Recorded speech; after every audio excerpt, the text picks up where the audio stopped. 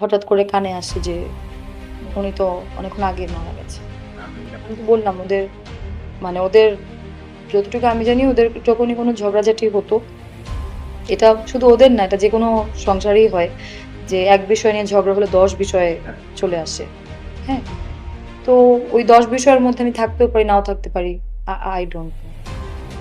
I have no idea. এটার মধ্যে অনেক তর্ক-বিতর্ক আছে। অনেক তর্ক-বিতর্ক আছে। কারণ তোমার ভালোবাসা যদি কাজ করে, আমার ভালোবাসাটা আসতে হবে।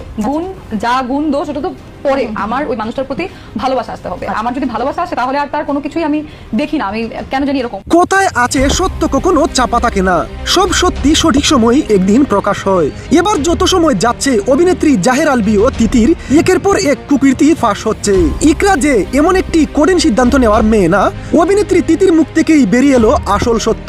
1 বছর আগেই অভিনেত্রী ইফফাত আরা তিতিকে গোপনে বিয়ে করেন জাহের আলভী।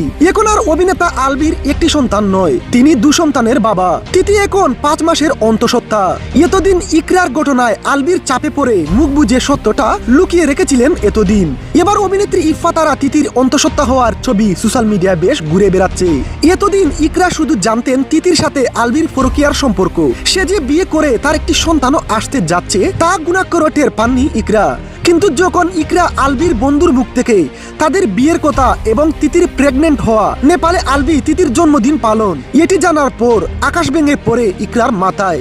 তাই 5 বছরের ছেলের মুখের দিকে তাকিয়ে বাকিটা জীবন মুখ বুজে কাটিয়ে দেওয়ার সহ্য ক্ষমতা স্ত্রী ইকরার জন্য আর বাকি রাখেননি আলভী।